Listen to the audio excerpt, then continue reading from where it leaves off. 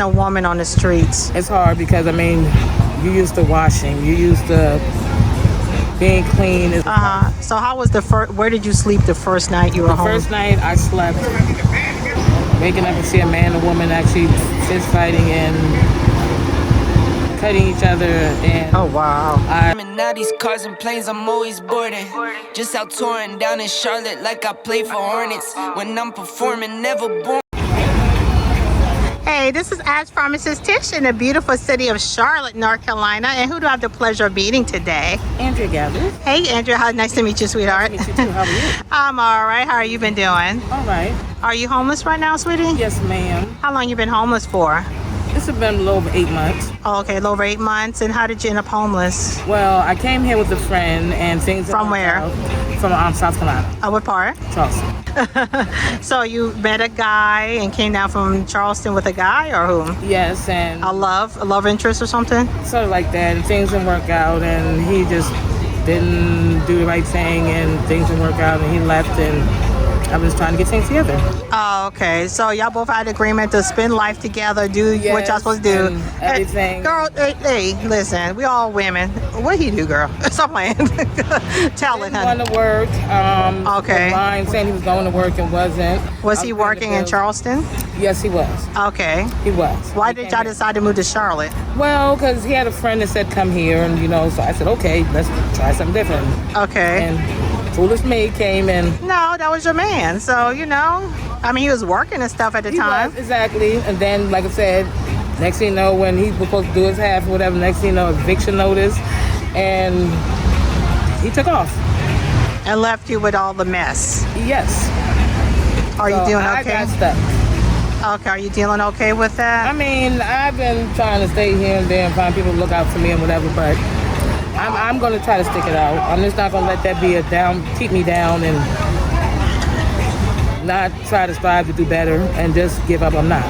Right. I So, will try. I mean, like I said, it's hard, but I mean, with us well. right. Have you been homeless before? This is your first time being homeless? Yes, ma'am, and it's hard. How old are you? I'm 39. Oh, yeah. We too old to be. Yeah, it's hard. It's very hard. It is so hard. I can imagine. And then it's hot as hell, too. Yes, it's very hard. So how was your childhood growing up? I've had a very good childhood, I would say. I mean, my family don't know what's going on because I don't want them to know. Right. I don't want them to worry, but Yeah. I said I want to fight through this myself, but I said I'm going to give it another month or so. If not, I'm just going to bite the bullet and go back home. Yeah, I mean, a lot of times as adults we want to do it on our own, but there's nothing wrong if you have really good family support and stuff to get help and get you back on your feet and Because I'm the type everything. of person, I don't ask somebody unless I really need it, but I pray every night, but God gonna help me. Right. So when was the moment you realized I have to live on the streets? The day they locked the door, I had no place else to go. They locked your apartment door They locked the door. with your stuff inside? Yes, I had no place to take it, so I mean, all I could take is go back and get my clothes. Yeah, they let you, they at least let you get your clothes? They at least let me get the clothes. I mean, I could have taken whatever I need out there, but I didn't have any place to take it. I didn't have any money. Right. So, and it's hard. It's very hard, but I mean, Yeah, so did you go on the streets at night, or did you go to the urban ministry, or where did you? I went a couple times over into the state emergency room in the hospital, and The emergency room let you stay, or you were sick, or what? well, I went there, and I mean, You had a breakdown or something? kind of sort of. Then I mean, I would just find some place that a bench or whatever, or some place where nobody would walk by and see me, where I would feel safe enough. How is it being a woman on the streets? It's hard because I mean, you used to washing, you used to being clean. It's hard to. I mean, it's hard as being a woman. Do you still have your menstrual cycle? Yes, ma'am. So how is That's the it? hardest part. That's the hardest part. Right. I mean, because they don't when even you have a bathroom out here And, until a certain time. Then Porterless. Hey guys, we're selling t-shirts to help raise money for the homeless. By purchasing this t-shirt, you're supporting the homeless. So please buy one today. Stuff like that, they're not clean and things like that. It's hard. Right. And so what do you do when you need like I go to like a restaurant bathroom or a gas station bathroom or whatever. oh, so they do allow you and they don't give you a hard time with that a lot of times. Some places will let you, then some places be like, you gotta buy something or whatever. Then sometimes you'll find an employee that'll just say, okay, they'll just let you. So, I mean, they won't know I'm going in to wash off or whatever, but they'll know, Oh, so you go there to wash up and Yes, everything. ma'am. Wow. So, I mean, it's trauma being on the streets by itself. This is trauma. Trauma is not the word. Really. I don't know. Some people do it. I mean, for years. I mean, I couldn't. I mean, it's killing me. But I just try to pray and fight it and do what I got to do. Now, a lot of people, they talk, they say it's like family out here and stuff like that. But I get the vibe that you're not feeling this. Well, see, I don't know anybody around here. It seems to me like these people know. I mean, they've been doing this for years. This is all they do.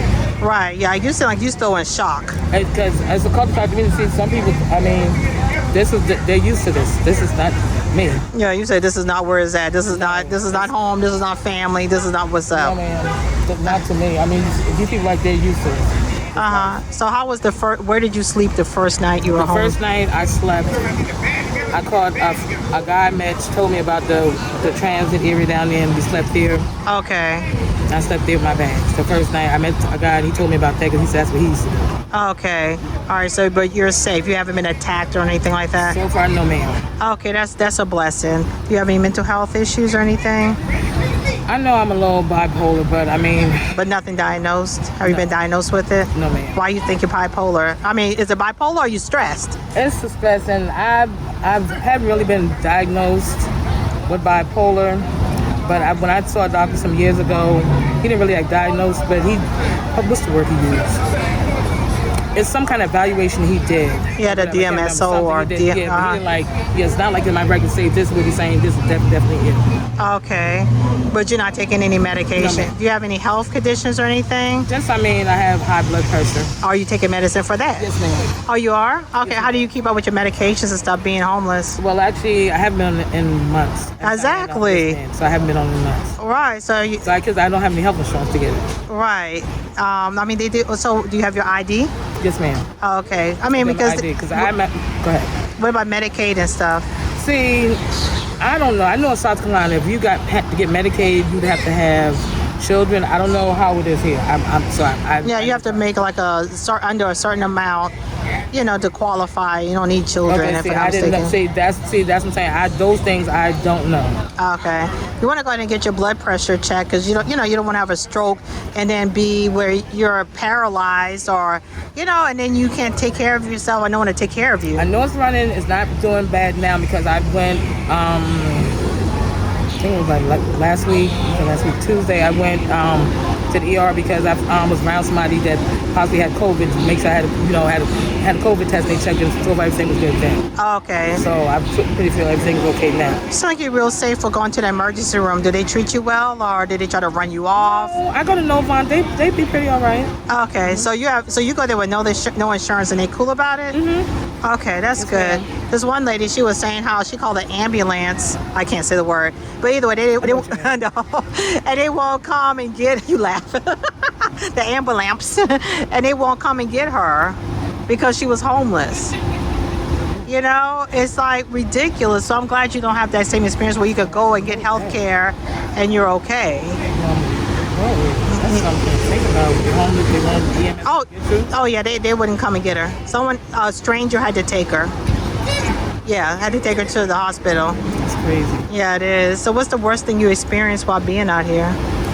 The worst thing, waking up and see a man and woman actually fist fighting and cutting each other, and oh wow, I ran for my life. Right. Yes. So what do you need? What do you need to get back on track? I just need a place to stay so I can be able to focus, to get my mind right, to get a job. And right. I love what you said. You need a place to stay, get your mind clear, then you can start focusing on housing, jobs and your health and not have to worry about looking over my shoulder. Right. So you always feel like you have to work over your shoulder. Yeah, because I don't know these people here. I don't. You know what? You make me feel so uncomfortable. Like, I feel that you are not feeling this. I know none of y'all feeling this, but I really feel that you are 100% not comfortable with this lifestyle. Life. For me, I can't say for other people. I just don't see it, and it's hard. I don't look down on nobody because, like I said, even before I was homeless, I never looked down on somebody thinking that they're homeless or they're less than me. Right. I never did. That's not the type of person I am, but it's just hard. Yeah. It's hard. All right, guys. What's your name again, sweetheart? Andrea Gabby. All right, Andrea. Y'all see, she is just like you. She is just like me, and she is homeless. Can y'all imagine being homeless and not just trying to figure out where you're gonna lay your head? I mean, she said she always have. Where your next meal gonna come? You don't know when your next meal gonna come. You always have to watch your back because you don't know who is gonna do what to you. You know what I'm saying? So please press the thanks button and give to Andrea, and 100% will go to Andrea. So please, I'm gonna have her. You have Cashapp, correct? Yes, ma'am. We're gonna have Cashapp in the description, and please give to her. I mean, she just let's start her off with a tent. You know, would a tent be good? Yes, ma'am. Let's start her off with a tent. Let's give her some form of stability in the form of a tent, a sleeping bag, so she can have her own. And then from there, let's get her into transitional housing. You know, and so she can clear her mind, get her from the trauma of homelessness. Homelessness is traumatic. I went to the shelter. There's a lottery, a waiting list for even the shelter. Right, because I was about to ask you why you're not at shelter, but it's a waiting list. Like a waiting list and some lottery or something they have. Right, a lottery. So she has to literally be on the streets, literally. So please help out our sister here, and whatever proceeds, it will go to Andrea. Please check out her Cashapp. All right. So but your hopes and dreams. What do you like in the best case scenario? Keep your hope. What is that hope to get you from point A to point B? My point B. What's that hope? What's that hope you got? My hope is to keep my good health and strength and to get a place to stay, a job, and just to keep going forward.